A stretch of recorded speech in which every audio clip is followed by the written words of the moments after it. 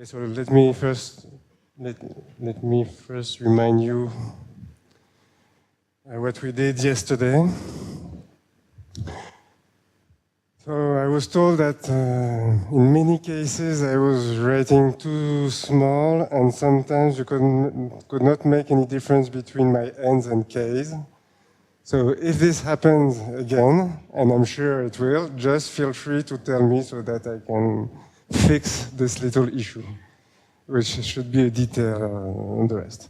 So given a group gamma and a measure mu, we considered a sequence xn of ID random variables of law mu. Okay, and from that we built the random walk Zn, which was defined as Z0 was the neutral element of the group, and Zn plus 1 was the Zn multiplied by xn plus 1. Okay? Then we defined a metric, a green metric, which was between 2 points in the group, which was minus the log of the probability that the walk starting from x hits y in finite time, so ever hits y, so there exists an n such that xzn is equal to y.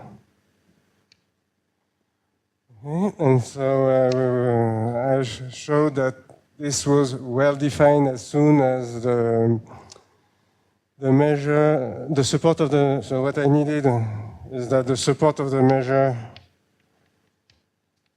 generated gamma, that mu was symmetric, and the walk transient.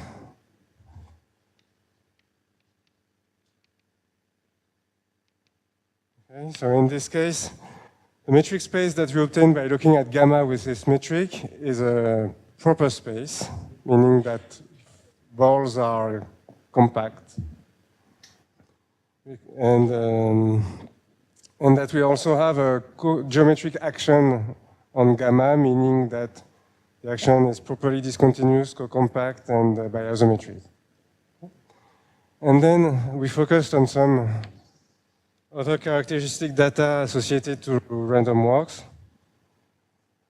So we defined the entropy of the measure mu to be minus the sum over x of gamma of mu of x log of mu of x.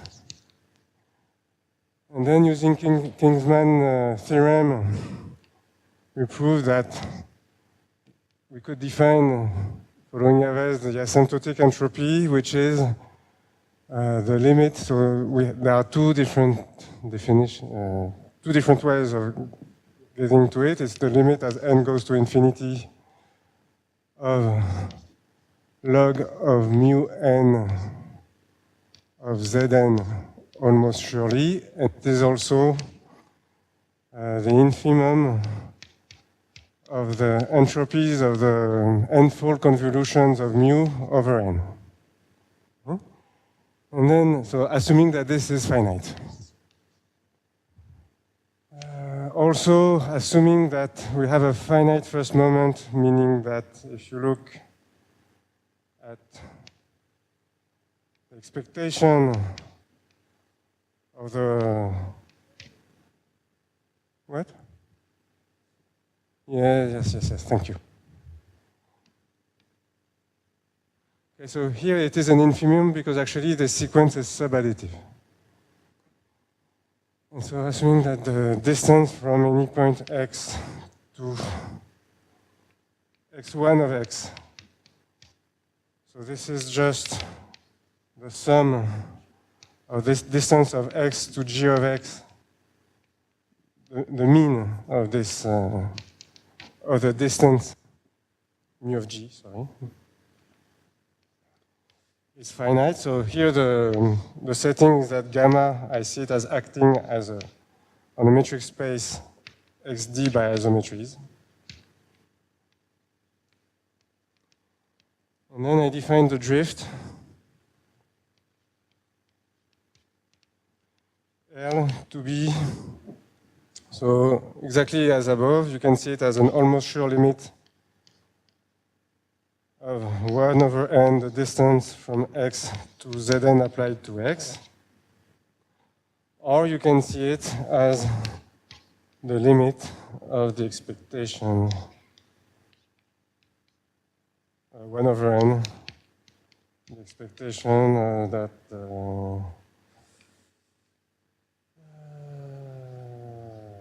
of the distance to Z. Okay, so this is a limit which is almost sure, and this is and so I stopped yesterday when I tried to give you an interpretation of how to see this asymptotic entropy, to get a little feeling of what it means. So the proposition I had defined, I had stated was the following. So I assume that h mu is finite, and I pick an epsilon positive. And so I had two statements. The first one was to say that there exists a sequence of sets in gamma such that the cardinality of AN is at most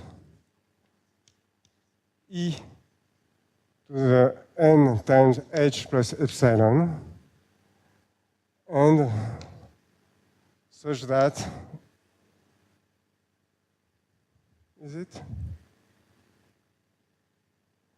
It is not dependent on x. And this is, so I leave it as an exercise to prove that it is not dependent on x and that it is well defined. Okay, so what needs to be proven, so the fact that it is not depending on x is just the triangle inequality and the fact that the group is acting by isometries. Then the fact that this exists is really an application of Kingman's theorem where you look at the right function. And so this, I would like you to try to find what is the sequence of functions you need to apply it to. But it has to use the distance somehow of a point to some. And so there exists a collection of sets such that Zn belongs to An eventually, and almost surely. Meaning that for almost every path, there exists a time at which you will get into the An and stay always inside. And on the opposite side, each time you pick a sequence of sets Bn in gamma, which does not increase fast enough, meaning that the size of sets is bounded by e to the n times h minus epsilon, then Zn does not belong to Bn eventually and almost sure. So I would like to prove this. So what does it mean? So it means that, in some sense, so it is a measure of complexity of the random walk. So it says that if you want to know where is Zn, your walk at time n, then you need a set which is at least e to the hn. Okay? And otherwise, you're sure of missing your walk. Well, almost sure.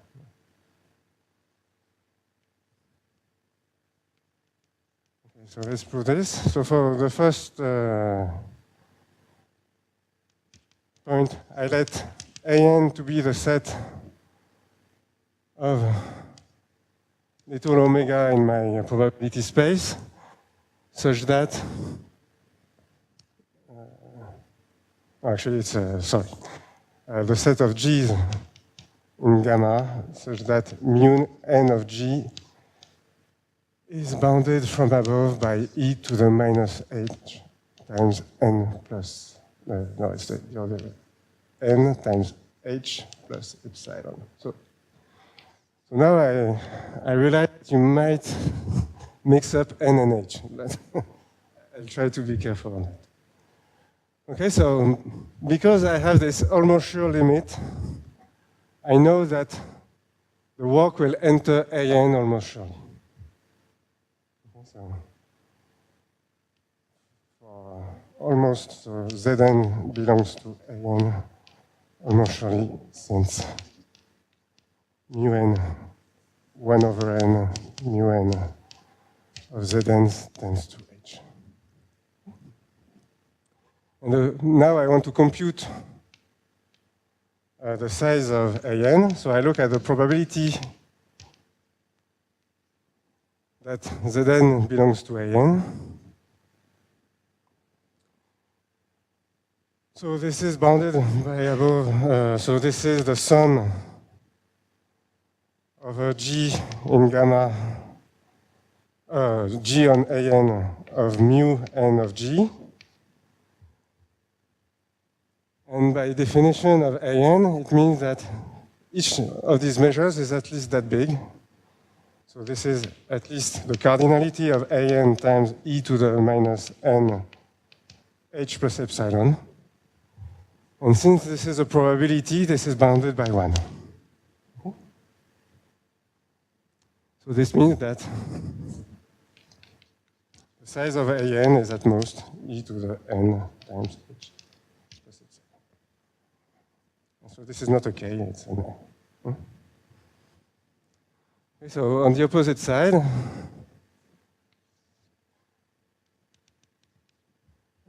I pick my set Bn, which grows slowly, and I will introduce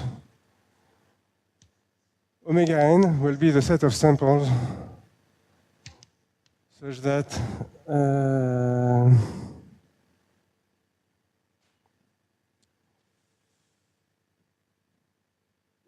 mu n of Zn is at most e to the minus n h minus epsilon over 2. Okay. So this is the same sort of set as AN. So what's important here is that what I'm sure is that almost surely Zn will belong to omega n eventually. Always for the same reason, is that it tends to H. Okay, so now I'm interested in the probability that Zn belongs to Bn. And so this is bounded from above by and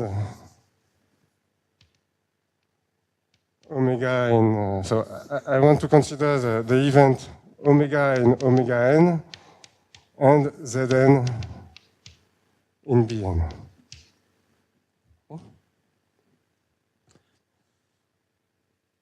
So this probability is bounded from above by the cardinality of Bn times e to the minus n h minus epsilon over 2. And now what I assume is that Bn grows at most as h minus epsilon. So this is smaller than e to the minus n h plus epsilon over 2. Epsilon over 2. Is this correct? So I have NH which cancels, and the minus epsilon, which gives me, okay, so that's fine. Okay, so what I deduce from that is that the sum over n of these probabilities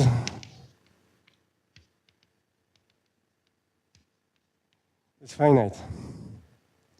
Okay, so then I can apply Borel-Cantella lemma.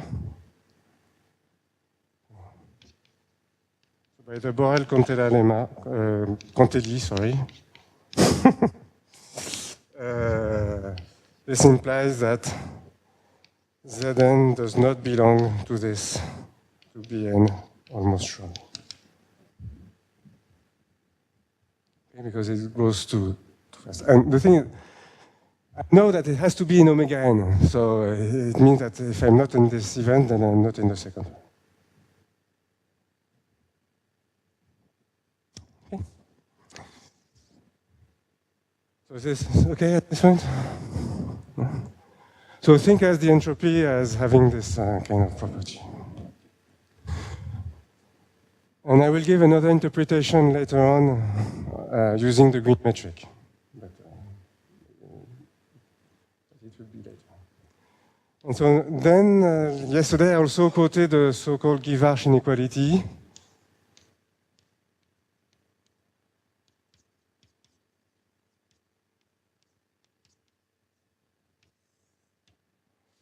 So I assume that I have gamma mu as usual, and that I have a finite moment, so the expectation of the distance, and gamma is acting on a metric space by isometries as before, and I assume that the expectation of the distance from x to x1 of x is finite. So then, and I have another assumption. So this is some sort of compatibility assumption of the walk acting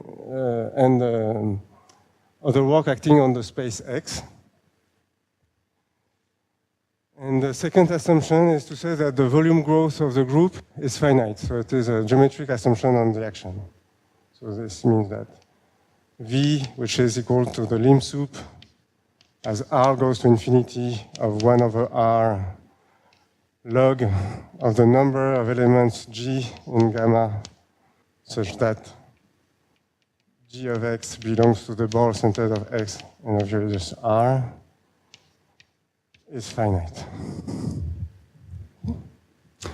And so the inequality says that H is smaller than LV.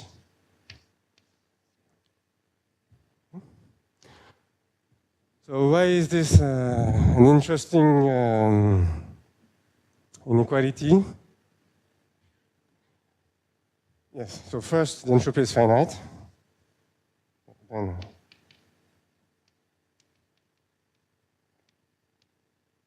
and H smaller than LV. Thank you. So here what is interesting is that H only depends on the random walk on the group. It has nothing to do with the action on X. V has nothing at all to do with the random walk. It's just a geometric assumption. And L is just a way of saying that you don't make very often very big jumps in the walk, because you have this control there. And so it relates quantities which a priori have nothing to do together thanks to the drift. Well, of course, I'm laying a little bit.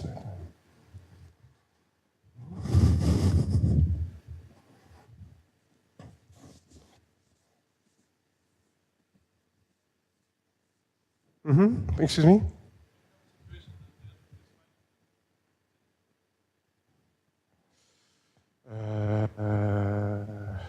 I guess so. Yes, because you just make, wait.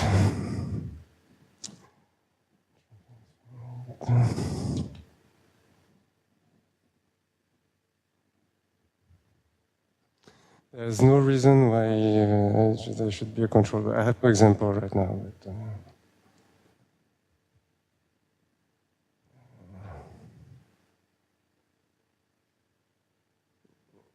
yes, arbitrarily large, I guess. But this is not the kind of... so you have to create a walk so that it goes very fast to infinity in the metric space. So maybe you define the... I don't know. Is it... So here... yeah.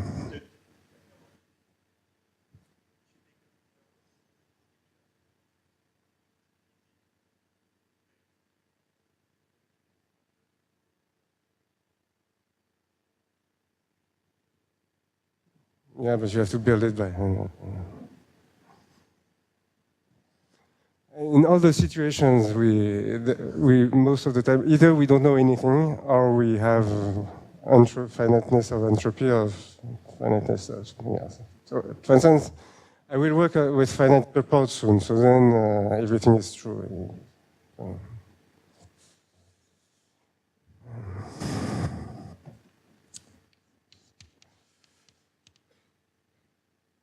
So how to prove this? So first I have to prove that the entropy is finite.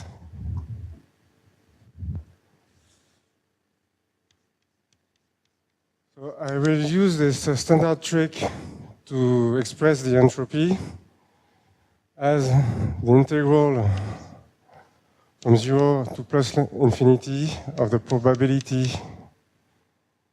that mu of x is bounded from above by e to the minus t dt. Okay, so this it's just saying that when you want to compute the expectation of something, of a random walk, of a random variable, this is the same as integral of the probability that x be at least t dt. Okay, where x, I guess, has to be positive.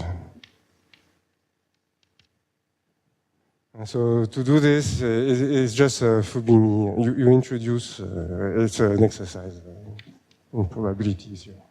And so here, when I apply it, because I have this minus sign in the log, I got the inequality is reversed, and I have e to the minus t. And so then what I'm interested is, by relating these probabilities with the position of x inside my space.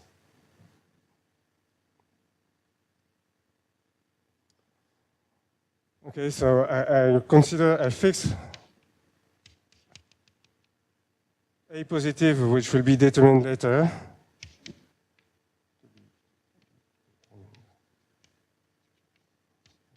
And then I'm interested in the event mu x smaller than e to the minus t, and when x is in the ball of radius. So what's my notation here?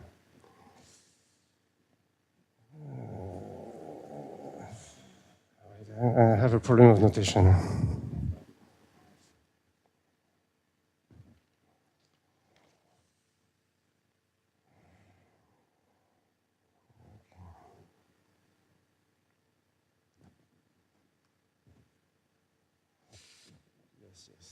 So I know what is my problem, is that x is for points in the space and not in the group. And so here, this is that. And then when G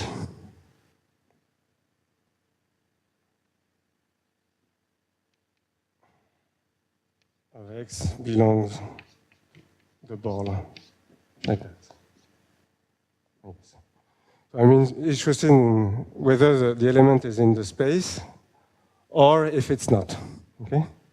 So I will first, if it is in this ball or if it's not in this ball.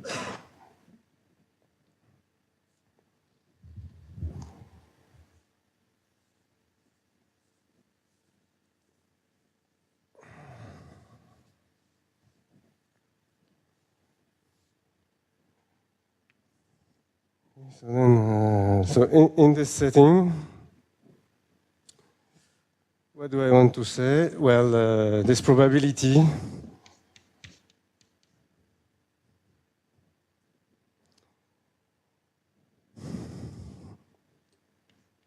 that mu g in Et and g of x in this ball, this is bounded from above by e to the minus t times the cardinality of x times at, right? So now if T is large enough, I have an estimate for the measure of the ball because I assumed that I had a finite volume growth. So this is bounded by e to the minus t plus, so v, I need some little error term, epsilon times a times t. Right? And so I will want this to be integrable, of course. So this will, so this does not go the right way, I'm afraid.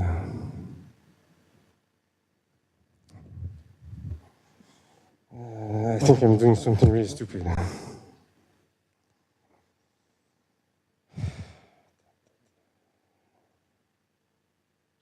No, that's it.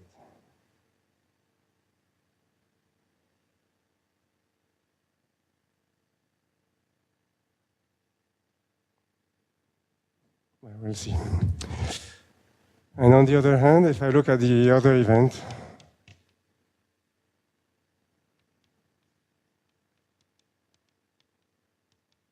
when I leave the ball, I'm not in the ball. So then I just say that this is at least, it is bounded by, from above by the probability that I'm not in the ball.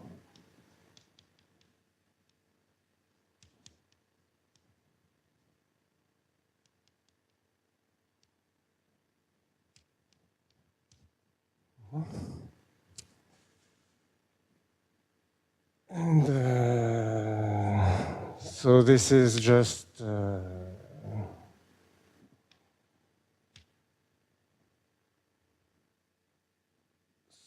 this is bounded by. I'm sorry, I'm just I'm not focusing. I don't know what I want to say.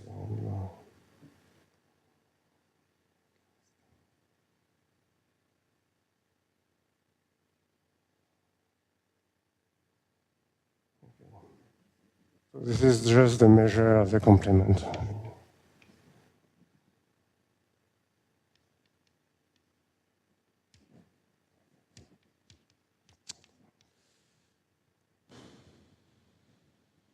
So I'm sorry, I will take my notes because I'm just not there.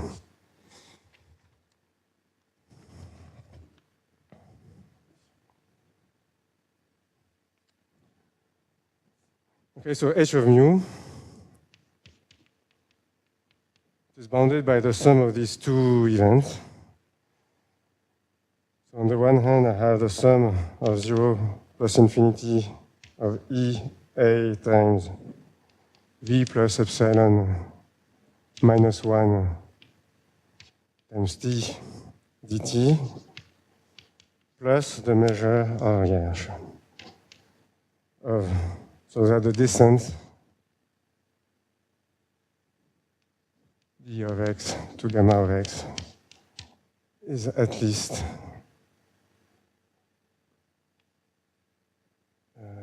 80. Okay.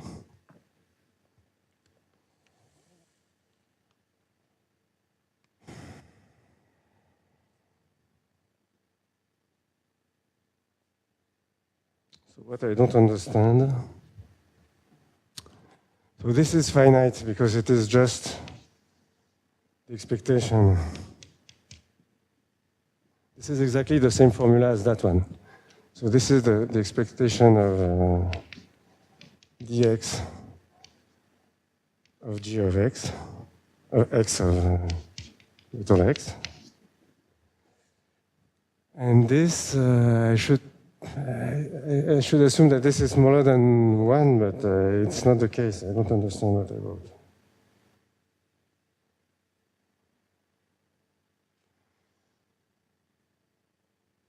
So then, yeah, you just pick A small enough.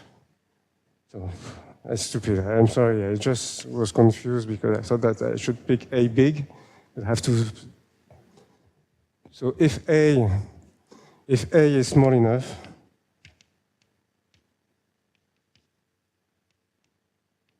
then this will be negative. then A, V plus epsilon minus 1 would be strictly negative, and so this will be integrable. I'm sorry, I just got confused.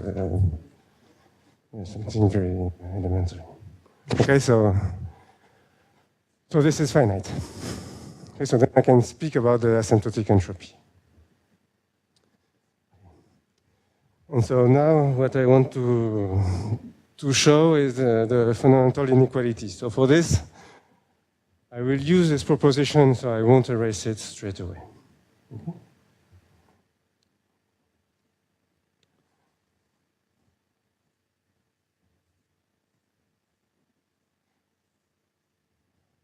So let me come back here, because I made a fool of myself. So I express this entropy with this integral of probabilities. Okay? Or here, if you... And so now I cut this event depending on whether g of x is inside the ball of radius 80 or not. So if I'm in the ball of radius 80, then I can estimate the measure of this set, the probability of this set happening, because I have an upper bound on the measure, and I know how this the size of the balls is increasing. Okay, so this gives me this upper bound quite easily. And on the other hand, if I'm not inside the ball, then what I see, the measure is, it's a measure on a countable set, so know that it decreases at infinity. So it means that saying that it is exponentially small, it does not give me a lot of information if I know already that I'm far away. So in this case, I just get an upper bound knowing that I'm not in the ball, which is that one. And so then when I express the entropy, I have this thing which will be convergence as soon as A is small enough to get a negative term. And there, I just recognize the expectation of the distance function. Okay, so this is very simple. It's just, yes. Yes. If I had no control on the volume, yeah, well, I wouldn't know anything. I don't know what I can say.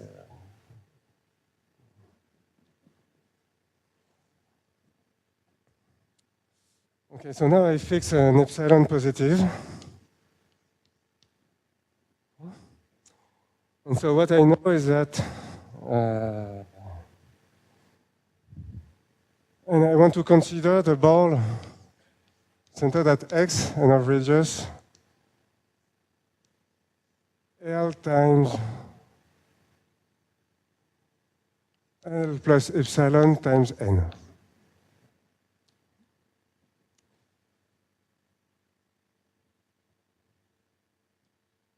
I cannot hear you.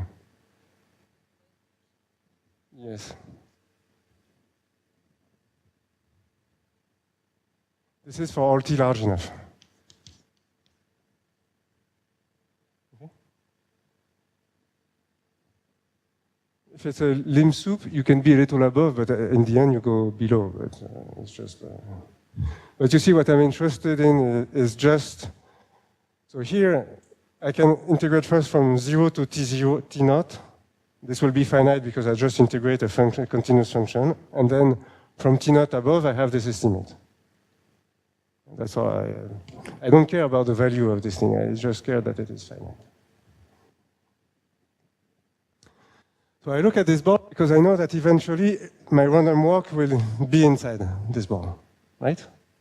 Because this is how I defined the drift was the limit of this thing. So now what is the volume of this thing?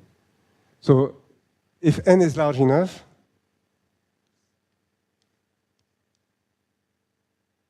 and this will be bounded by e to the v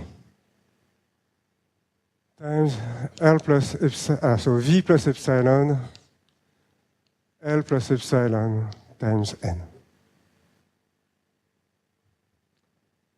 I count the number of elements of the group, of the orbit inside. So exactly like here. That's what I mean, I'm sorry. So then I will write it differently.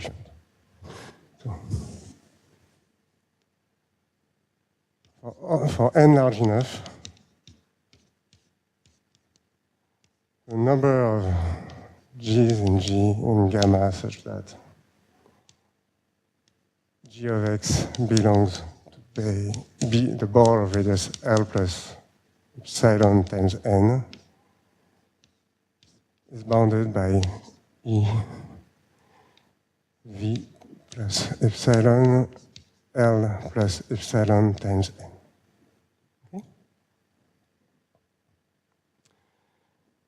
And so now I know that Zn belongs to the Zn of x belongs to this ball for all n large enough.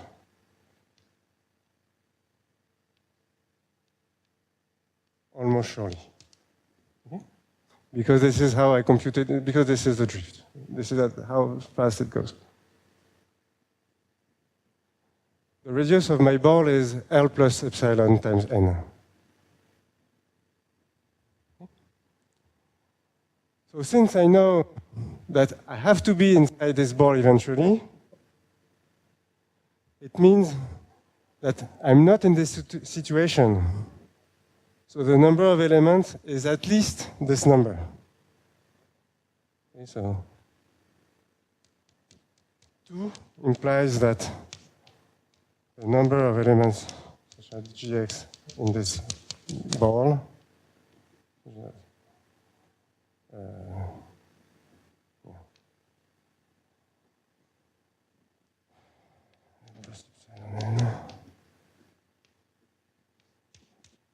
e to the minus n times h minus epsilon.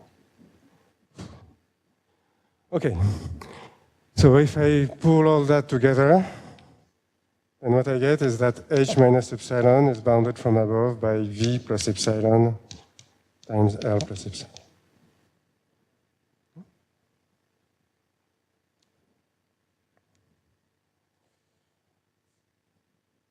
So this is the fundamental inequality. Okay, so maybe what I could try to do now is look at an example. So I will look at a very simple example, which is highly not typical, but where I can make some computations. And it will be a transition towards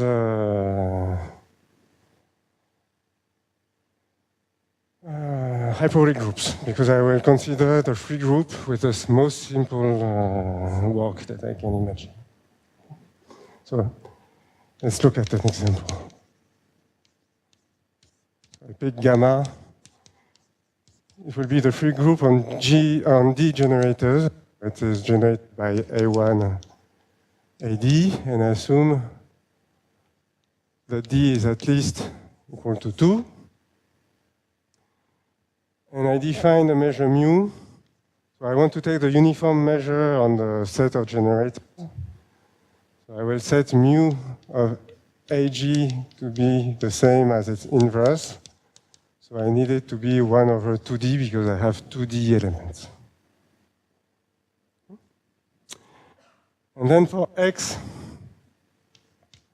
I will consider the Kähler graph of gamma with respect to my basis.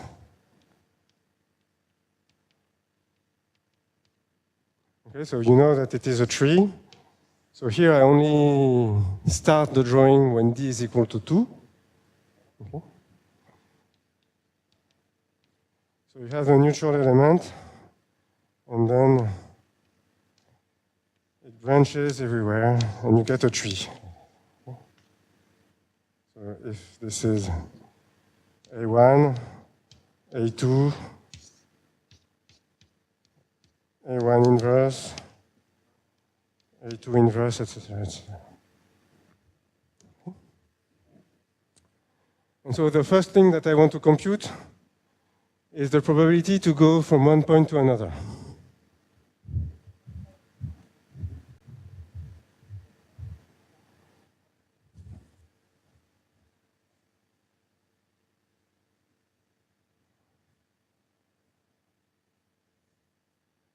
Okay, so I want to compute the probability f of xy, which is the probability that there exists some n such that xzn is equals to y. So if I pick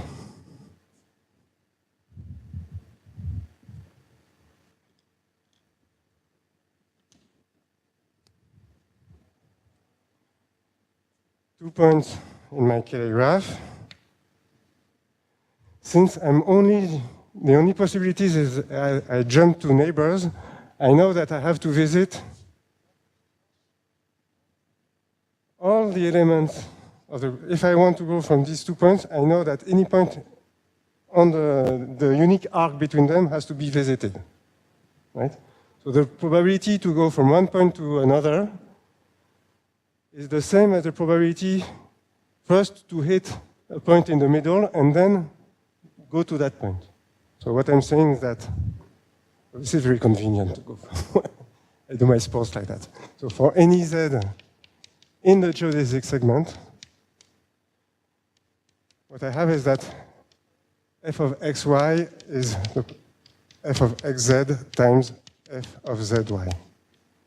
Because my space is uniquely arcwise connected, and I'm looking at the simple walk on the group. So then, if I consider all the jumps, this corresponds to just looking at generators, the probability to go from one element to the next one multiplied by a generator. And they all have the same mass. That's why I picked this thing. And so this means that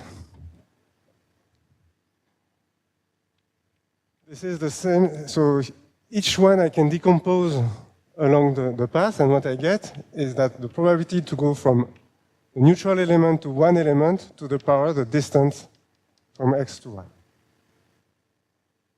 Okay? Because each time I have to go to the next one. If I never go to the next one, I'll never go through. So even if I go backwards after and come back, I know that at some point I have to go to each of these elements on the Cayley graph one by one in that order. Even though I can backtrack at some point, but then I have to come back. And so the only thing I need to compute is this probability. So I'll let P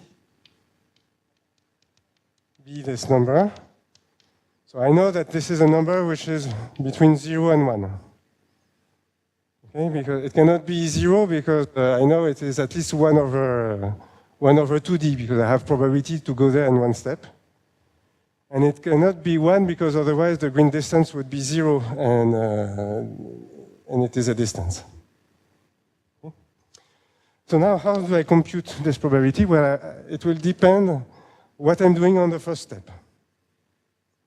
So I say that the probability of hitting A1 is the same as the probability of hitting A1 and Z1 is equal to A1 plus the probability of hitting A1, but Z1 is different from A1. Okay? So here you don't see why it's used, but so there is one probability which is easy to compute. It's the first one, of course. Right? Because the probability to hit in finite time A1 knowing and the fact that Z1 is equal to A1 is just the probability that Z1 is equal to A1. And so this is exactly 1 over 2 to the d. And for the other one, so if Z1 is not A1, then it is another generator or its inverse. So it is at distance 2 from Z1. No? So I start from here, and I assume that the first step is not A1, so it has to be somewhere else. And I make only one jump. So then the distance is 2. If I'm here, there, or there. So the probability of hitting A1 and the fact that this is different. So now what I do is I go to the first step. So I'm somewhere else. And then I restart the random walk from this new position, and I want to hit A1 with finite time. So these two things are independent because I restart the random walk at time 1. So what I get is the probability of hitting a point at distance 2, A1. So this is p squared, times the probability of hitting that Z1 is different from A1.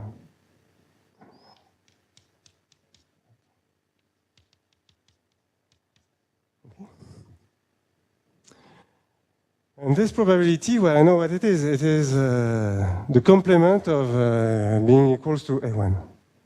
So this is p squared times 1 minus 1 over 2d. So I get a nice little equation, which is p is equal to 1 over 2d plus p squared 1 over 2d. So it's a quadratic equation. You can notice that 1 is a solution, but it is not the right solution, so I have to compute the other one. Okay, so when I do that, I find something. And I don't want to do it because you've seen already that I cannot make any computations on the blackboard. And so what I find is 1 over 2d minus 1.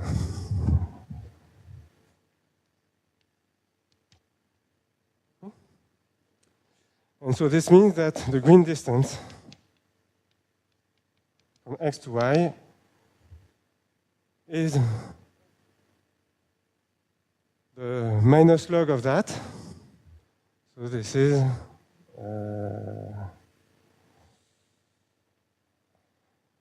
the distance from x to y times the log of 2d minus 1. Okay, so it's proportional to the word metric in this case. So this is very special, of course.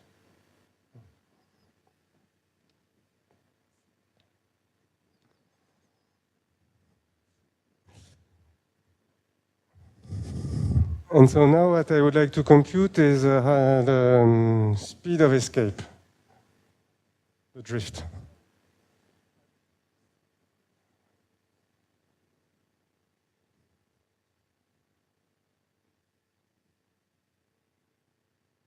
What? So that's one of the goals of the series of talks. So here I will give you an example where it turns out that this will be the case for this example. Okay? But usually it's not the case. That's what we suspect.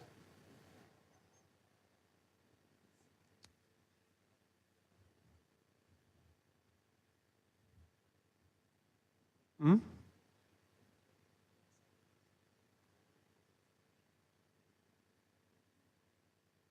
Well, there will be relations between, well, it depends on the walk. So when it's finite, yeah. I will come back to that later on, the relation between the green metric and the word metric. This is one of the important topics I want to talk about. So let's compute the computation of the drift.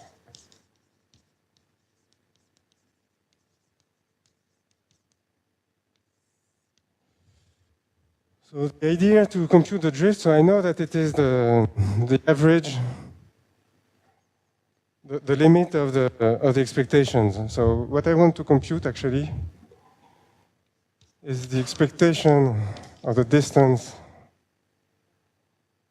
from my neutral element to Zn plus 1 minus the distance from E to Z. So if I can compute this thing, I know that the C0 mean will converge to the drift. Because when I look at at finite sums of these, they cancel 2 by 2, and then I divide by n. So this is exactly the definition of the drift. So this is what I need to compute.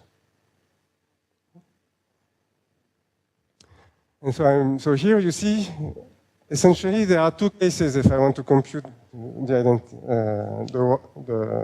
drift, this expectation. If I'm not at the identity element, then I have 2D minus 1 ways of going further away and only one to get closer. But if I'm at the neutral element, then I'm sure I'm going further away. Okay, so I have to discuss between these two possibilities. So first I look at if Zn is equal to E, then I know that this distance is exactly 1. Okay, so the expectation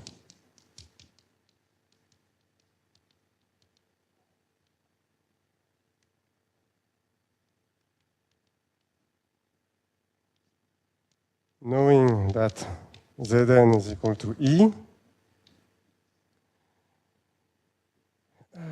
it is the probability that Zn is equal to E. Okay, because it is equal to. And now in the other case, if I look at the expectation of the distance from E to Zn plus 1 minus E to Zn, knowing that I'm not at the identity, then I have 2D minus 1 elements for which it will be 1. So this will make 2D minus 1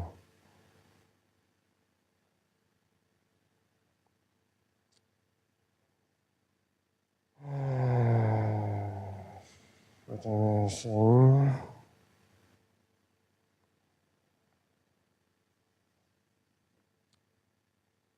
It will be the probability. So I look at the 2D minus 1 situations where I go further away from my neutral element. So this has probability 1 minus 1 over 2D times the probability. And then I can go back once. So this is minus 1 over 2D times the probability that Zn is different from E. I'm little, I really don't like doing examples, but I know that if I do no examples, then... So you have to convince yourself that this should be correct. Because the function is equal to 1 on a set of measure 1 minus 1 over 2D, and it's equal to minus 1 on a set, that's all I want to say. And so now when I bring all these things together, what I obtain is that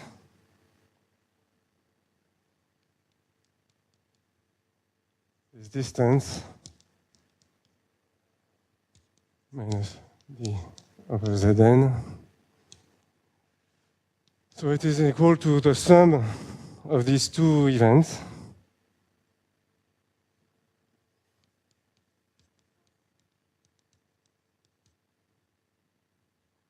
So here it is 1 minus 1 over d, I guess.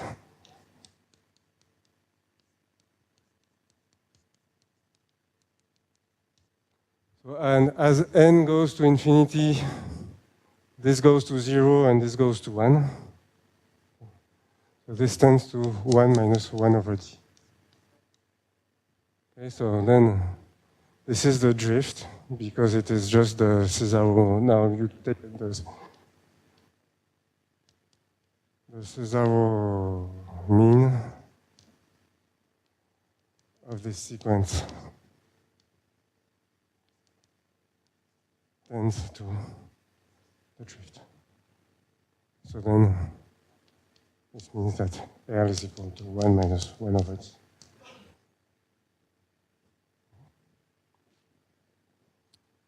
And so I won't compute the entropy now because I have a theorem which will give me the result that I want to explain today.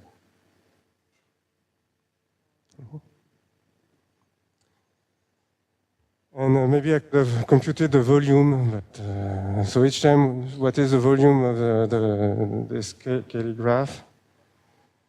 Well, you know that each time you multiply by 2 to the d minus 1, the number of elements when you go from the ball of radius r to the ball of radius r plus 1.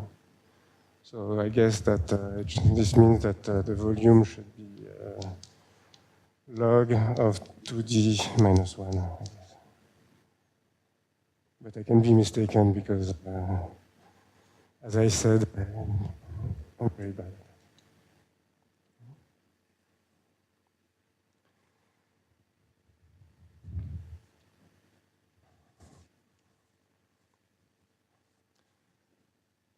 Okay, so this ends the first chapter in some sense of the course, okay, which is the basic stuff about random walks.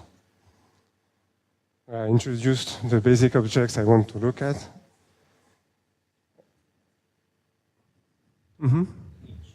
The H, actually, it will be LV.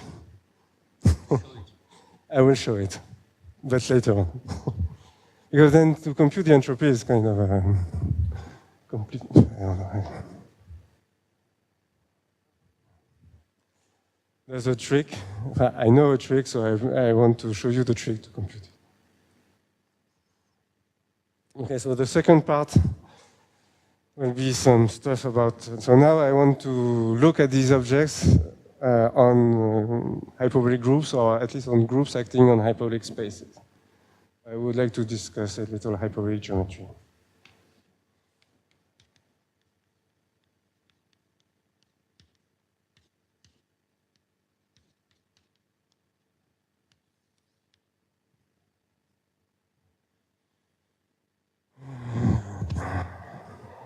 Okay, so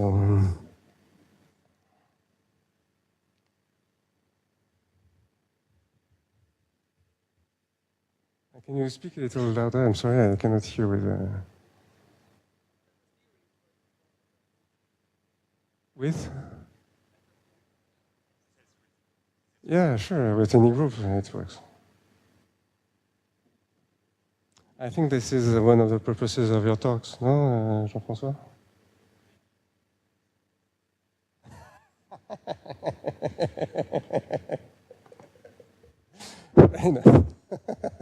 So ask more questions like that, and then you'll know what to talk about. So let's assume that X. So X will be a metric space. I'm sorry. Okay, I should make an effort of writing this better.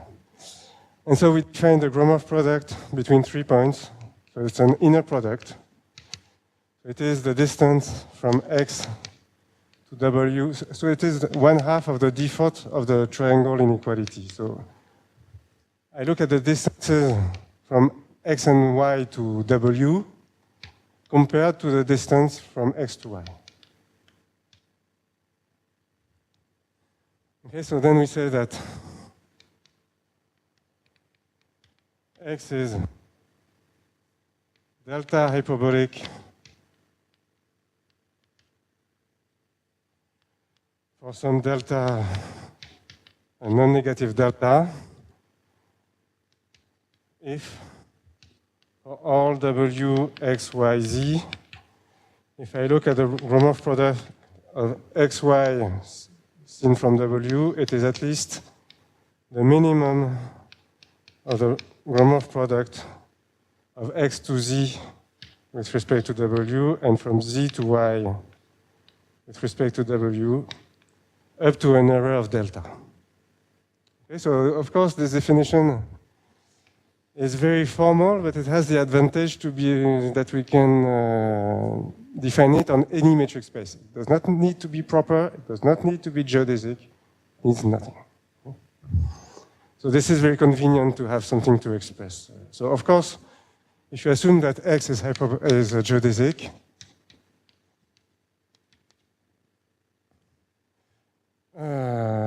then there's another way of expressing hyperbolicity. So it is a different delta, but if you take the max of the two, then it's the same. And so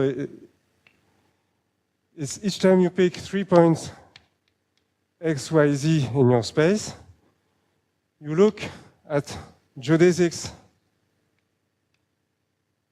which join these points. So of course it need not be uniquely geodesic, so I have to pick some geodesics. So the condition is saying that if I look at the delta neighborhood of two of the sides, it covers the third one.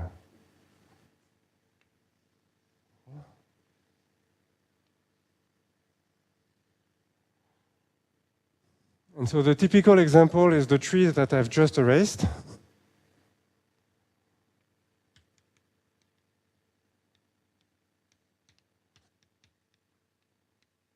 Which are zero hyperbolic. Because in this case, all the triangles are degenerate, they are tripods. And where I guess it comes from too is if you look at simply connected Riemannian manifolds of sectional curvature bounded from above, a negative sectional curvature. For instance, by -1 or minus anything you want, which is negative. Okay, so these are the two examples, main examples where it comes from. Okay, so the interpretation of the Gromov product in a hyperbolic space, essentially, up to a bounded constant, this is the distance from W to a geodesic segment, up to some error delta.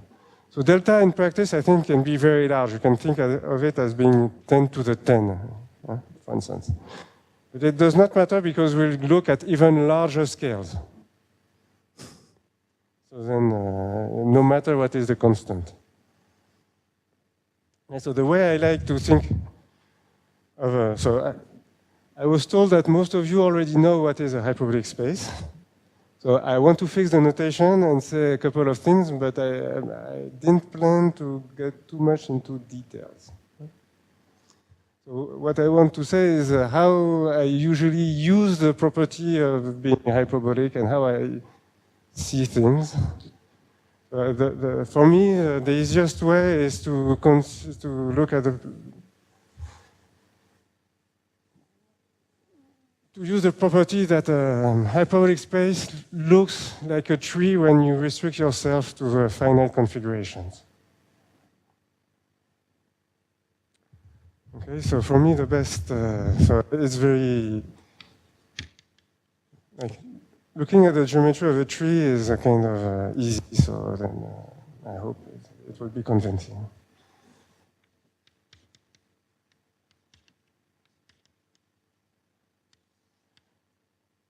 And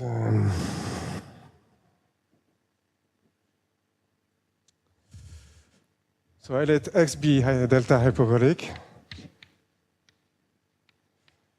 And I pick F. In X, it will be a finite configuration. And I pick a base point, W. So it is a pointed metric space. Okay. And I look, so F, it is a finite configurations of rays and points. So the rays, these are maps R. These are isometric embeddings based at W.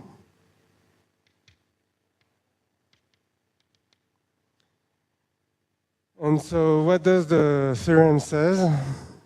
So this is a ray. It says that there exists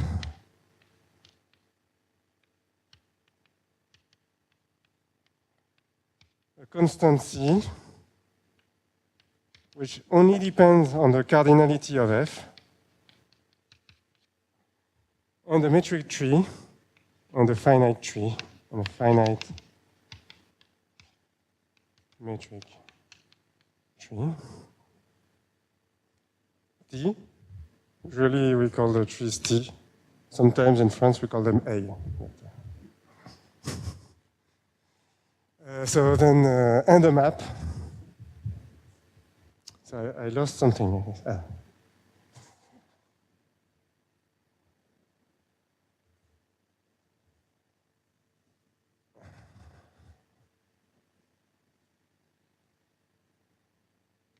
I from F to T, which is 1C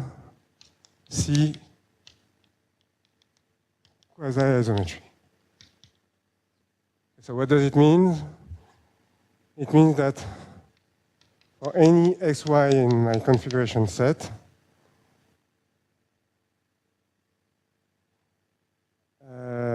yes, or edges, if you want, or vertices, finite. Yeah.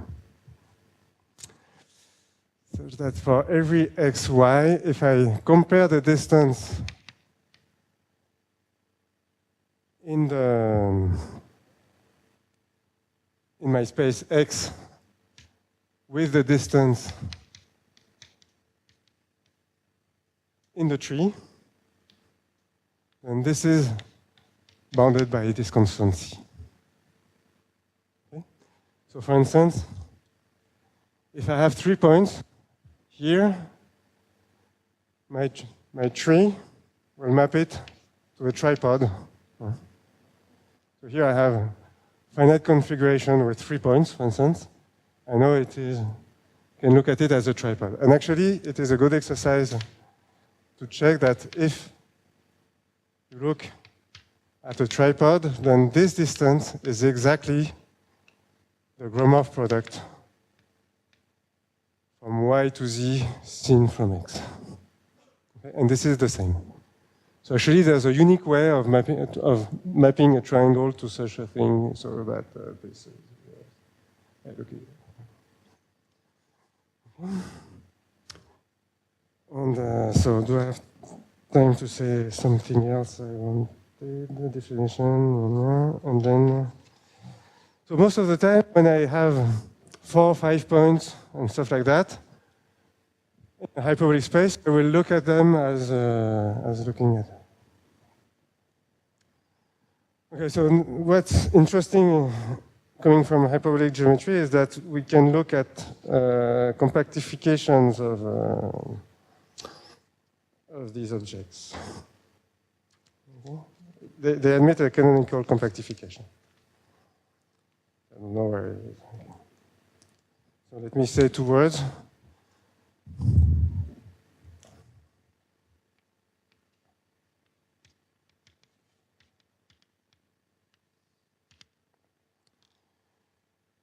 So I say that a sequence, so let X be delta hyperbolic. I say that a sequence Xn tends to infinity if the limit as m and n goes to infinity of the Gromov product of Xn to Xm seen from W goes to infinity.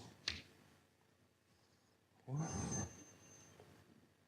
And so this enables to define, so what does it mean? So if you look in hyperbolic space, it means that if you pick 2 points, a series of 2 points, a sequence will tend to infinity means that when you look at the geodesic segment, the distance to the base points will go to infinity. So it means that I have a direction which really will compactify a sequence which goes to infinity in hyperbolic plane will converge to a point on the unit circle. Because it is exactly what it means. Each time I look at the geodesics and they are very far from them. So I have a very small angle to look at them. Okay, so the boundary of X can be defined as a set of sequences which goes to infinity, where I say that two sequences are equivalent if themselves go to infinity. Okay, so I don't need to be very careful. So here I took two different indices. There, for my equivalence relation, I don't need to take different indices. Okay, so another way of looking at that, which is maybe more familiar, is to look at a set of rays.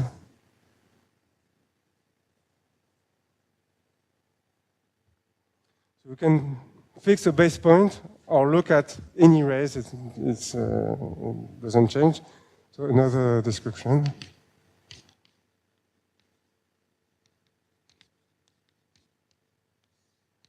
Is to look at the X set of rays R from R plus. So these are always isometric embeddings into X, where I say that two rays are equivalent if they are at bounded distance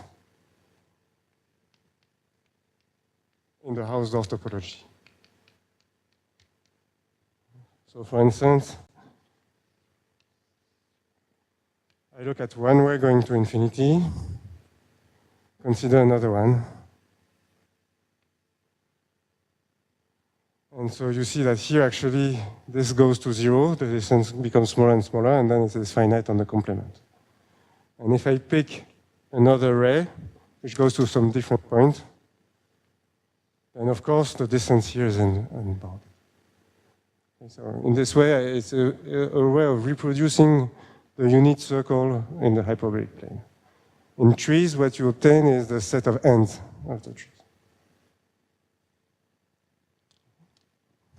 And so what is interesting, and I guess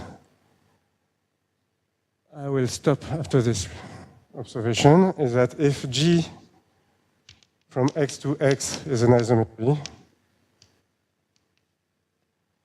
then it extends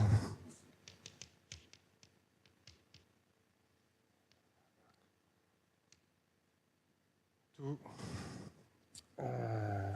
a map G to a homomorphism. I didn't define any topology yet, but at least it defines to a map, to a function. I don't know. And why is it the case? Because if you look at the image of a pair of points, J of X, J of Y, and you want to compare it to the Gromov product of X, Y seen from W, and this is bounded by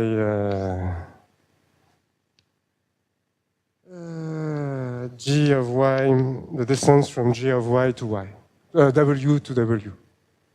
So actually, if these 2 points go to infinity, then these 2 points will go to infinity too, and vice versa. And if you have equivalence relations, you will have equivalence relations. So this is just a triangle inequality, and the fact that here, because this is just a metric data, if I can act by G and then I get GW here. This is the same as because it's acting by isometries. Okay, and so I guess it's a good time to stop. So just after the break, I will define visual distances at infinity, and then we'll start looking at walks on hyperbolic groups, on groups of isometries. Okay, so thank you for now and for questions.